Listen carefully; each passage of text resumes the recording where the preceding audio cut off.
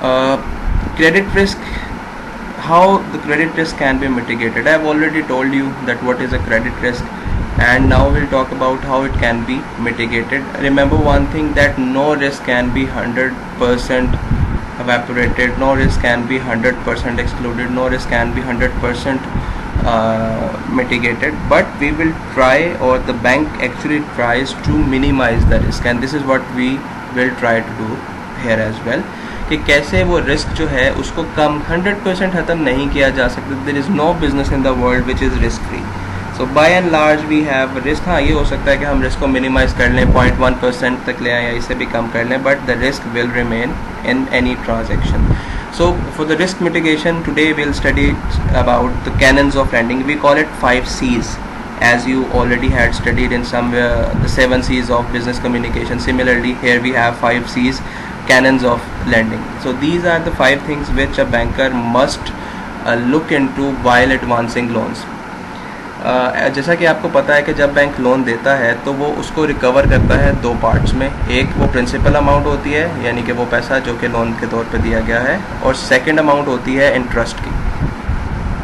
That means ये वो पैसा है जिसके बाद बैंक उसके ऊपर प्रॉफिट कमाएगा. So the instalment of principal plus the portion of interest, that 2 things combine 1 instalment. और जब वो पूरा पैसा प्रिंसिपल के तौर पे रिकवर हो जाता है, साथ के साथ इंटरेस्ट अमाउंट भी रिकवर हो जाती है. सो इट इज़ इम्पॉर्टेंट कि ना सिर्फ आप इंटरेस्ट रिकवर करते जाएं बल्कि प्रिंसिपल भी वापस आए, and vice versa. Principal amount आने के साथ साथ इंटरेस्ट अमाउंट आना भी ज़रूरी है, because that is the profitability of the bank. It will be the amount from which the bank will earn profit. So अगर प्रिंसिपल रिकवर हो गया, इंटरेस्ट नहीं आया, that will cause problem, because bank ने एडमिनिस्ट्रेटिव बहुत सारे expenses किए होंगे उसके ऊपर. So it will eventually bear the loss. On the other side, अगर सिर्फ इंटरेस्ट मिल रहा है, प्रिंसिपल अमाउंट डिले होती चली जा रही है, सो ऐसी सूरत में एक छोटे चंक के लिए एक बड़ी अमाउंट या एक बड़ा जो प्रिंसिपल अमाउंट आपने लोन के तौर पे दी थी वो फोरगो हो रही है. सो ऐसी सिचुएशन में पहुंचने से पहले इस रिस्क को ख़त्म करना ज़रूरी है, और वो रिस्क हम कैनन्स ऑफ लेंडिंग के थ्रू ख़त्म तो नहीं, मिनिमाइज़ कर सकते हैं. And there are 5 things. The first one is character, then capacity and cash flow, इसको हम कंबाइन पढ़ेंगे, then capital, then collateral and conditions. So let's study it one by one. Firstly, character. So character को हम 2 हिस्सों में divide करते हैं. The first, the personal character, and the second, professional character. Personal character की हम बात करते हैं, इसको हम बहुत एक ईजी सी एग्जांपल लेके चलते हैं. लेट्स से आपका एक फ्रेंड है, यू हैव मेनी फ्रेंड्स, और उसमें से एक फ्रेंड आपसे कोई पैसा उधार मांगता है और वो आपको कहता है कि मैं आपको 1 माह के बाद पैसा वापस कर दूँगा. The first thing that you will look while advancing him और वाइल गिविंग हिम और वाइल हेल्पिंग इज कि क्या ये इसका कैरेक्टर कैसा है, क्या ये हैबिचुअल है पैसा मांगने के लिए, या क्या ये पैसा इसने पहले भी कभी किसी से लिया था और पैसा वापस नहीं किया. सो ये वो चीज़ है जो पर्सनल कैरेक्टर पे बात आती है कि ये इसकी हैबिट क्या है, इसकी नेचर क्या है, इसका लेन देन का तरीक़ाकार कैसा है. So this is what we call personal character. Bank personal character भी असेस करता है एडवांस करने से पहले, लोन देने से पहले, बिकॉज इट इज़ मैंडेटरी. जैसे मैंने आपको बताया, जैसे आपके सामने मैं अगर 6, 7, 8 नाम लेता हूँ कि आप ही की यूनिवर्सिटी के प्रिंसिपल हैं, आपकी यूनिवर्सिटी के टीचर हैं, आपकी यूनिवर्सिटी के गार्ड हैं, एक कोई सीनियर पॉलिटिशियन है, आप एज्यूम करें कि आप एक बैंकर हैं, आप एक यूनिवर्सिटी से पास आउट हुए हैं और आप एक बैंक के क्रेडिट डिपार्टमेंट में काम कर रहे हैं और आपके पास मुख्तलिफ ऑप्शन हैं. ये सब लोग आपसे लोन लेने आए हैं. एक लेट से कि एक पॉलिटिकल पार्टी में लेट से नवाज शरीफ साहब हैं, एक जरदारी साहब हैं. अब ये आपके पास 5-6 ऑप्शन हैं. Principal of your university, there is a teacher, then a guard, then may be a politician. So इन सब में से जब आप लोन देने लगेंगे तो पहली चीज़ जो आपके माइंड में आएगी दैट इज़ द कैरेक्टर, कि क्या मैं पॉलिटिशियन को लोन दूं, पैसा तो बहुत है, वो वापस कर भी सकता है, लेकिन उसका कैरेक्टर क्या है, क्या वो करता भी है.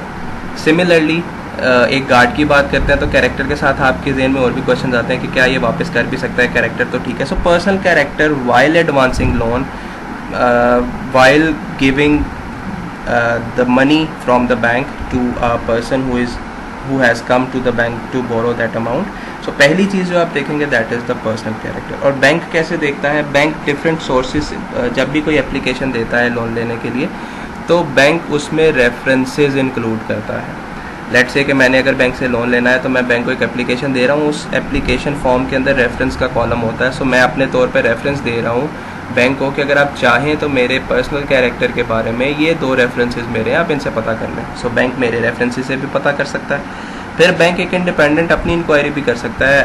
आपने सुना होगा या शायद कभी विटनेस भी किया हो कि बहुत से लोग बैंक के बिहाफ पे आते हैं और नेबर से, जिसने लोन लेना है उसके दाएं बाएं घर में उसके नेबर से कुछ इंक्वायरी करते हैं कि मिस्टर सो एंड सो या मिस सो एंड सो यहाँ रहती हैं, कब से रह रहे हैं, क्या करते हैं, आप कितनी देर से जानते हैं। सो इस किस्म की जो इंफॉर्मेशन ली जा रही होती है that is to get the knowledge of personal character.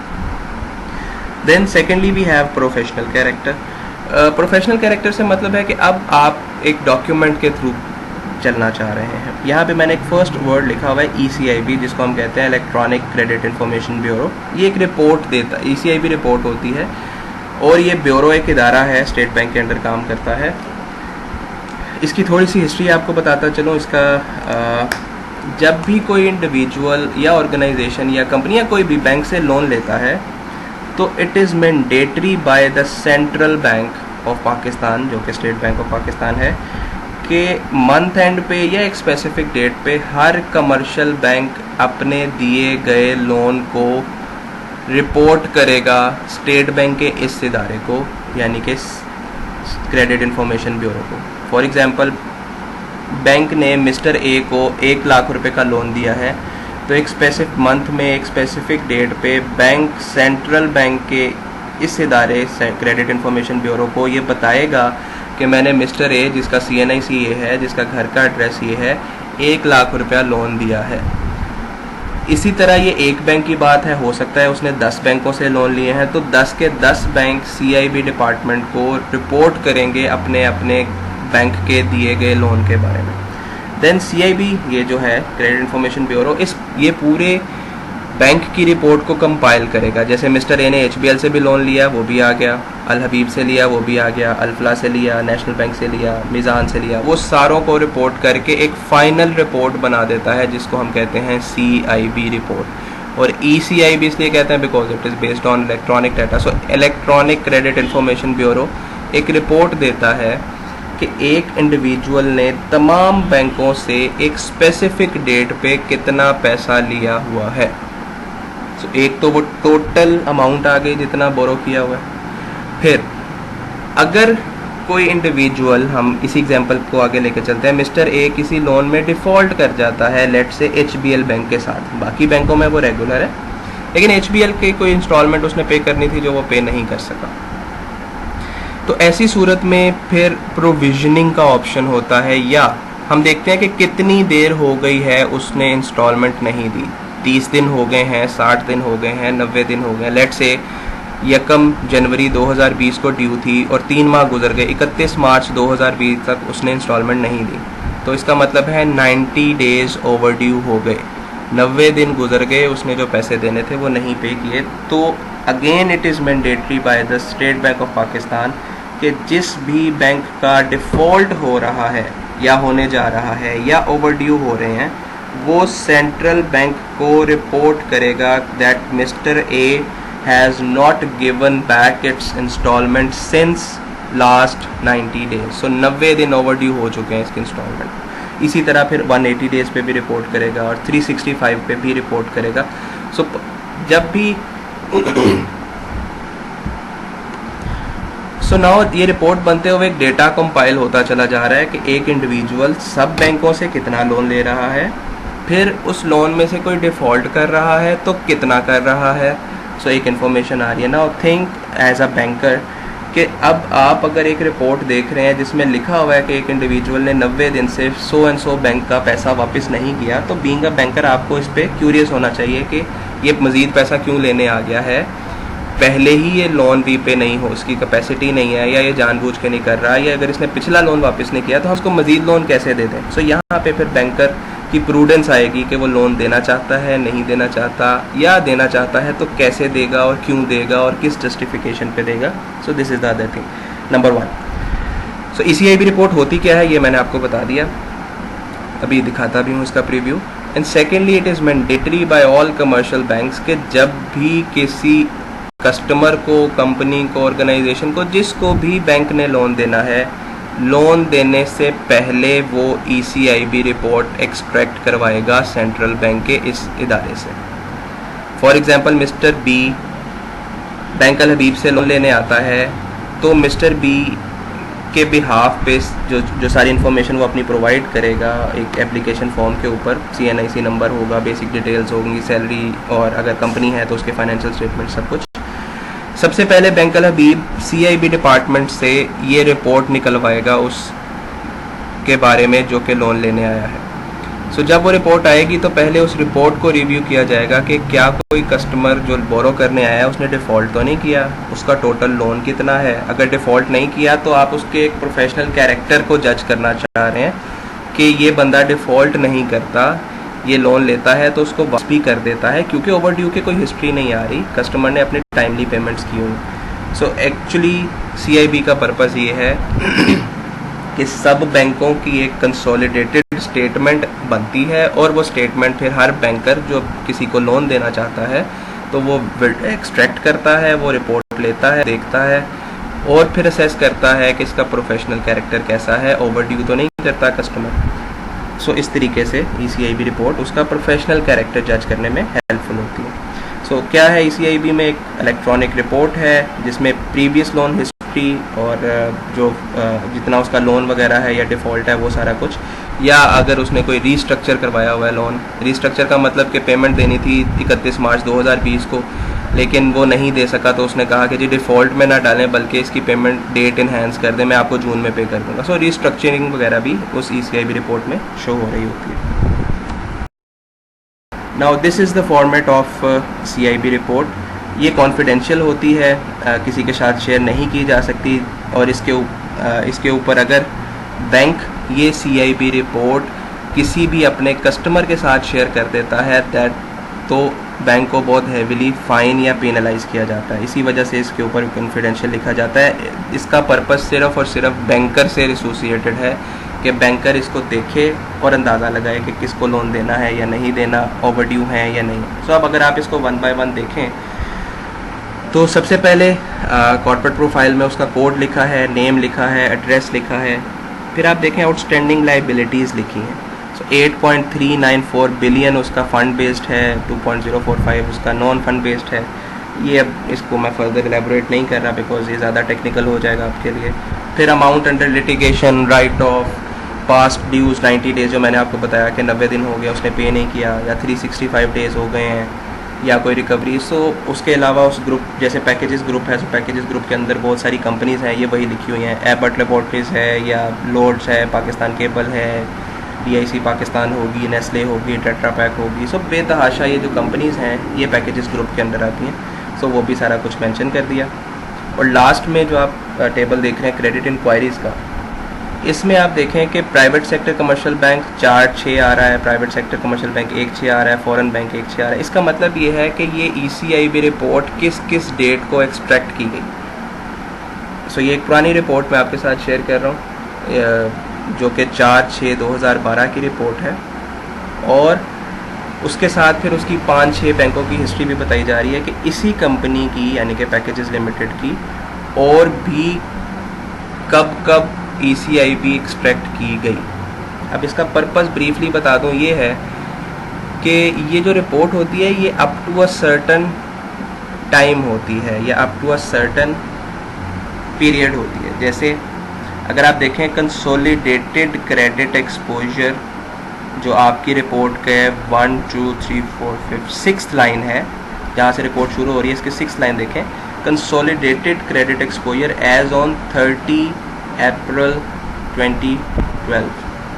सो ये जो रिपोर्ट हमें दी जा रही है ये 30 अप्रैल 2012 की है, और कस्टमर आपसे जो लोन लेने आया है लेट से वो 4 जून को आया है, तो इन बिटवीन का जो डेटा है वो इस रिपोर्ट में शो नहीं हो रहा।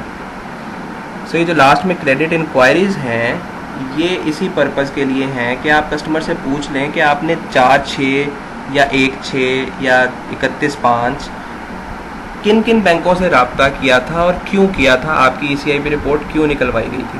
सो कस्टमर आपको बता देगा कि मैंने इन बैंकों से भी अप्लाई किया है या कोई और पर्पज़ हो सकता है। सो एनी हाउ ये सारा कुछ नटशल है। हम एक्चुअली यहाँ पे असेस करने की कोशिश कर रहे हैं कि उस कस्टमर का प्रोफेशनल बिहेवियर या प्रोफेशनल क्रेडिट हिस्ट्री क्या है। So this is the first canon of lending, जिसको हमने कहा character. And that second canon of lending is capacity. This is an evaluation of the company's ability to repay the loan. The bank needs to know how you will repay the funds before it will approve your loan. It's pretty simple.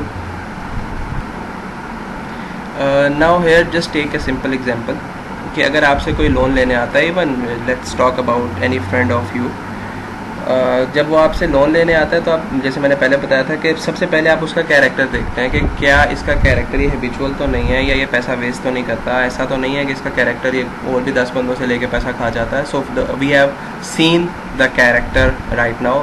ये वैसा ही है जैसे आप अपने दोस्त को loan दे रहे हैं या बैंक किसी कस्टमर को लोन दे रहा है। Then the second thing that comes into your mind is कि ठीक है, इसका कैरेक्टर तो ठीक है, ये हैबिचुअल नहीं है, कभी कभी ज़रूरत के वक्त पैसा लेता है लेकिन वापस भी कर देता है टाइमली, कभी ओवर ड्यू नहीं किया। The second thing that comes into your mind is कि क्या ये वापस भी कर सकता है, इसकी कैपेसिटी है इतनी। फॉर एग्जाम्पल, आपका एक दोस्त है, उसकी सैलरी 50,000 रुपये है, वो आपसे 25,000 रुपये का लोन मांगता है, तो पहले आप देखेंगे कैरेक्टर आपने उसको पास कर दिया कि ठीक है ये वापस कर सकता है। सेकेंड थिंग आप देखेंगे कि 25,000 ये लोन ले रहा है तो क्या 25,000 वापस भी कर सकता है। आप देखते हैं कि हाँ यार, इसकी सैलरी 50,000 के करीब है तो ये 25,000 तक मैनेज कर लेगा, वापस कर लेगा। But the next thing is कि क्या उसकी सैलरी अगर 50,000 है और वो आपसे 5 लाख रुपए का लोन मांग रहा है, now you will think more about it, क्योंकि उसकी कैपेसिटी आपको लग रहा है कि ज़्यादा हो गई है। ये नहीं है कि कैपेसिटी है नहीं, वो सेविंग करके हो सकता है 2 साल 3 साल 5 साल बाद आपको वापस कर देगा, but there will come a point in your mind कि इसकी कैपेसिटी इसको मुश्किल होगी। So this is what to we are referring as the capacity. अब कैपेसिटी को मैं कहता हूँ कि 50,000 उसकी सैलरी है और वो 5 लाख रुपए का लोन मांग रहा है और साथ में वो कहता है कि मैं 1 साल में वापस कर दूँगा। अब यहाँ पे आप अगर सिंपल सी कैलकुलेशन करें, 50,000 को 12 से मल्टीप्लाई करें तो उसकी लेट से 1 साल की 6 लाख रुपया सैलरी बनती है। तो 6 लाख रुपए की सैलरी में वो 5 लाख रुपए आपको कैसे वापस कर सकता है, जब उसके एक्सपेंसेस भी हैं, ऑब्वियसली उसके कोई हाउस होल्ड एक्सपेंसेस एक्सपेंडिचर होगा। सो आप देखते हैं कि उसकी कैपेसिटी नहीं है। अगर उसने ये लोन ले लिया तो चाहे उसका कैरेक्टर ठीक है लेकिन वो पैसा वापस नहीं कर सकेगा। So as per the present capacity that loan नज़र ही आ रहा है कि वो डिफ़ॉल्ट कर जाएगा। सो तो बैंकर भी ऐसे ही देखता है कि अगर कोई लोन लेने आ रहा है, चाहे वो कंपनी है, तो उसकी फाइनेंशियल स्टेटमेंट्स के उसका प्रीवियस प्रॉफिट्स कितने आ रहे हैं, वो कितना पैसा निकाल सकता है सेल्स के थ्रू। और सिमिलरली अगर कोई इंडिविजुअल है तो उसकी सैलरी के हवाले से डिस्कस किया जाएगा।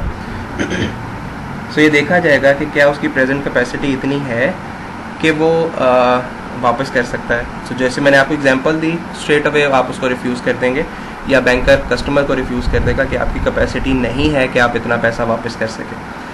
लेकिन उसके बाद वो आपको कहता है कि जो पैसा मैं आपसे लोन ले रहा हूँ 5 लाख रुपया, मैं इसको अपनी कैपेसिटी इंक्रीज़ करने में लगा रहा हूँ। दैट मीन्स अगर किसी कंपनी की एग्जांपल लेते हैं तो कंपनी कहता है मैं इसे एक नया कोई मशीन खरीद रहा हूँ, वो मशीन इतनी प्रोडक्शन देगी, वो प्रोडक्शन के बाद इतने की सेल होगी और उस सेल से मुझे इतना प्रॉफिट आएगा। सो जो कैपेसिटी आप आज 50,000 रुपये मेरी मेजर कर रहे हैं, ये बढ़ के 3 लाख रुपया हो जाएगी per month. So that means अब हम बात कर रहे हैं उसकी कैश फ्लो की, फ्यूचर कैश फ्लो, उसके आने वाले वक्त में उसको कितना पैसा मिलना है।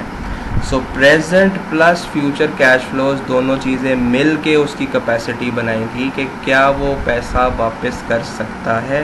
So a banker must make sure that the person, the individual or the company or the firm or any institution which has come to bank for taking loan, whether it has capacity to repay or not. If the repayment capacity is not available, we'll have to see the future cash flows. अगर वो भी मिल के उसकी capacity नहीं बन रही, वो आपको एक फिजिबिलिटी रिपोर्ट देगा, बताएगा, सारी डिटेल बताएगा कि मैं ये काम करूँगा आपके पैसों से, यहाँ मैं पैसों को इन्वेस्ट करूँगा, उससे इतना मुझे रेवेन्यू मिलेगा और उस रेवेन्यू में से इतनी मेरी कैपेसिटी इंक्रीज़ हो जाएगी और इस तरह मैं आपको रीपे कर दूँगा। So if You are satisfied being a banker. If you are satisfied with that feasibility report, you will go ahead.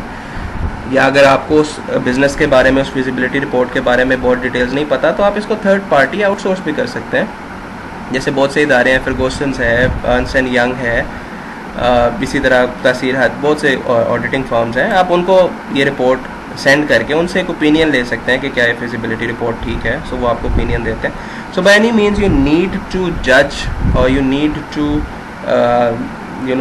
Gate yourself acknowledged and informed कि क्या इसकी कैपेसिटी इतनी होगी कि आने वाले वक्त में पैसा वापस कर दे। So if you are satisfied with this canon of lending, first personal character और professional character, then the capacity. If you are okay with those two canons of lending, then we'll be moving towards the third one. So capacity to repay is very important. Then there is capital. It's the borrower's stake in the project and the regulatory requirements. ये दो aspect में हम देखेंगे। Capital से मतलब है वो पैसा जो मालिकाना तौर पे लगाया जा रहा है, ऑनरशिप के तौर पे लगाया जा रहा है। एक पैसा होता है जो लोन लिया जा रहा है। लोन मींस क्रेडिट, वो आपको कहीं ना कहीं वापस करना है। और अगर आप किसी के साथ पार्टनरशिप करके उसके बिजनेस में इन्वेस्ट कर रहे हैं एज एन ऑनर, तो उसको हम कहते हैं capital. So borrowed capital is different thing, owners capital is different thing. Borrowed means you have to pay that back and owners mean that you are owner and you will share profit और loss and so on. So let's say कि कोई company आई है bank के पास, you being the banker आपके पास आती है और आपको कहती है कि मैं एक नया प्लांट लगाना चाहते हैं हम लोग, और उसके लिए 10 मिलियन का लोन चाहिए। तो कैरेक्टर देखा जाएगा कंपनी का, कैरेक्टर ठीक है, प्रोफेशनल हिस्ट्री ठीक है। देन कैपेसिटी देखी जाएगी, कैपेसिटी कंपनी की फाइनेंशियल स्टेटमेंट्स मंगवाई जाएंगी, उसमें देखा जाएगा कंपनी की सेल कितनी है, कंपनी का प्रॉफिट कितना निकलता है, क्या उस प्रॉफिट में से अगर लोन की इंस्टॉलमेंट निकाली जाए तो फिर भी कंपनी प्रॉफिटेबल रहती है। सो ये सारी चीज़ें जो हैं असेस की जाएंगी। और फिर तीसरी चीज़ जो पूछी जाएगी कि बताएं आपका स्टेक क्या है। मतलब अगर आप 10 मिलियन का लोन बैंक से लेने आ रहे हैं तो आप अपना पैसा इस प्रोजेक्ट में कितना लगा रहे हैं। अगर वो कहते हैं कि हम अपना पैसा नहीं, सारे का सारा पैसा बैंक से ही ले रहे हैं, तो फिर बैंकर इस पे ऊपर एतराज़ करेगा कि इसमें आपका भी स्टेक होना चाहिए। अगर प्रोजेक्ट फ्लॉप हो गया, फेल हो गया, तो वो तो बैंक डूब जाएगा, या आपका इंटरेस्ट ही नहीं है उसमें, सारा पैसा तो बैंक का लगा हुआ है। सो आप अपना स्टेक इंक्लूड करें। Let's do it in a ratio of 40-60 कि जी 40% आप अपने प्रोजेक्ट में अपने पास से फाइनेंसिंग करें, इंटरनल फाइनेंसिंग करें, और 60% आपको बैंक देता है। यानी कि 10 मिलियन में से 4 मिलियन पास से लगाएं, 6 मिलियन बैंक देता है। So that means you need to make sure कि जो बोरोवर है उसका भी उस प्रोजेक्ट में कोई ना कोई स्टेक हो। So this is the third canon of lending which is called capital, के बोरोवर का जो लोन लेने आया उसका अपना स्टेक क्या है प्रोजेक्ट में। और फिर कुछ रेगुलेटरी रिक्वायरमेंट्स भी हैं। प्रूडेंशियल रेगुलेशंस एक चीज़ होती है जो सेंट्रल बैंक इशू करता है, जिसके अंदर तमाम रूल्स रेगुलेशंस होती हैं कमर्शियल बैंक्स के लिए। कमर्शियल बैंक को वो सेंट्रल बैंक के, स्टेट बैंक के रूल्स फॉलो करने पड़ते हैं। सो स्टेट बैंक ऑफ पाकिस्तान उन प्रूडेंशियल रेगुलेशंस में लिमिट लगा देता है कि एक कस्टमर को या कंपनी को या बोरोवर को इतनी अमाउंट से ज़्यादा आप फाइनेंस नहीं कर सकते या लोन नहीं दे सकते। ये दोनों कैपिटल्स पे, उस कंपनी के कैपिटल पे भी डिपेंड कर सकता है और बैंक के कैपिटल पे भी। Just for an example, prudential regulation में लिखा है कि किसी भी बोरोवर या कंपनी का जो कैपिटल है का 10 टाइम से ज़्यादा बैंक फाइनेंस नहीं कर सकता। तो इसका मतलब है बैंक को फाइनेंशियल स्टेटमेंट में देखना पड़ेगा कि कंपनी का टोटल कैपिटल कितना है, उसको 10 से ज़रब दे दें, और जो आता है उससे ज़्यादा लोन नहीं दिया जा सकता। या प्रूडेंशियल रेगुलेशन में लिखा है कि 25% बैंक के कैपिटल से एक कस्टमर को बैंक भी नहीं दे सकता। सो बैंक अपनी इक्विटी देखता है, अपना कैपिटल देखता है, और फिर बैंक उसका 25% लेता है। जो अमाउंट आती है बैंक उस पैसे से ज़्यादा किसी एक बोरोवर को नहीं दे सकता। So this is what we call regulatory requirements. So third canon of lending में हम स्टेक भी देखेंगे, बीइंग अ बैंकर और बीइंग अ लेंडर, के जो बोरोवर हमसे पैसा मांग रहा है उसका स्टेक क्या है प्रोजेक्ट में। और फिर हम रेगुलेटरी रिक्वायरमेंट्स भी देखेंगे, प्रूडेंशियल रेगुलेशंस भी देखेंगे कि क्या हम उन तमाम रूल्स रेगुलेशंस पे पूरा उतर रहे हैं लोन देते हुए। So this is third canon of lending. Then there is collateral. Collateral हम कहते हैं जी machinery, account receivable, inventory and other business assets that can be sold off if a borrower fails to repay the loan are considered collateral। हमने अब step by step चलते हैं। पहले character देख लिया, फिर कैपेसिटी देख ली, फिर कैपिटल देख लिया, फिर हम कहते हैं कि जी ये सब तो सब ठीक है, फिजिबिलिटी रिपोर्ट भी देख ली, आपका कैरेक्टर भी ठीक है, कैपेसिटी भी है आपके पास, आपने पैसा भी अपना लगा लिया कैपिटल के तौर पे, लेकिन we do not know about the future. हो सकता है कि आने वाले वक्त में आपकी फिजिबिलिटी रिपोर्ट वैसे प्रूव ना हो जैसे आपने बनाई है, कुछ चीज़ें एडवर्स हो जाए, जैसे आजकल पैंडमिक है, सारे बिजनेस प्लान्स फेल हो गए, या बहुत सारे बिजनेसेस जो अच्छे चल सकते थे या चल रहे थे वो फ्लॉप हो गए। सो ऐसी सिचुएशन से बचने के लिए being a banker you need security, और वो सिक्योरिटी फिर मुख्तलिफ हो सकती है, वो मशीनरी भी हो सकती है, वो रिसीवेबल्स भी हो सकते हैं, कोई स्टॉक भी हो सकता है, सो ऐसी, या लैंड बिल्डिंग भी हो सकती है। सो बैंक जब लोन देने पे एग्री होगा तो साथ में उससे पहले सिक्योरिटी डिमांड करेगा, जिसको हम कोलैटरल कहते हैं। This is the fourth canon of lending. Without collateral इसमें भी ना, एक तो बैंक खुद से रिस्क नहीं लेना चाहता कि अगर पैसा वापस ना आ सका या बोरोवर ने पैसा वापस ना दिया तो कुछ ना कुछ एसेट होना चाहिए जिसको बेच के बैंक अपना पैसा रिकवर कर ले। और इसके साथ साथ रेगुलेटरी रिक्वायरमेंट्स भी हैं। सेंट्रल बैंक भी कहता है कि आप बगैर सिक्योरिटी के एक सर्टन अमाउंट से ज़्यादा लोन नहीं दे सकते। So this is again very important.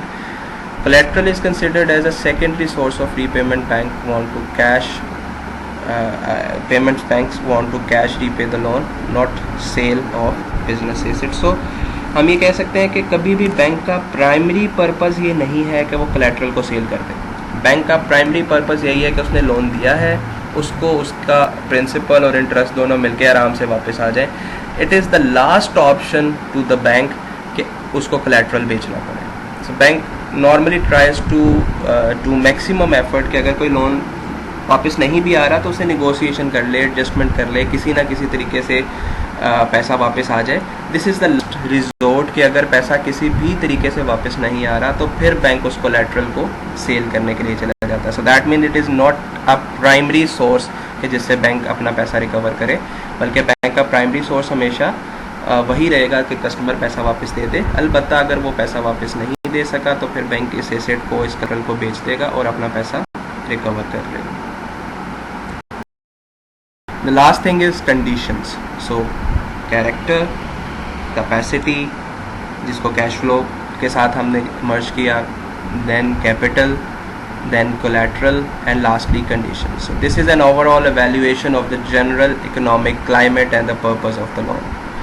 For example, एक कस्टमर आपके पास आता है और वो आपको कहता है कि मुझे लोन दे दें, मैंने जो डेस्कटॉप पीसीज होते थे आज से 15 साल पहले उसकी मैन्युफैक्चरिंग करनी है या उसका प्लांट लगाना है।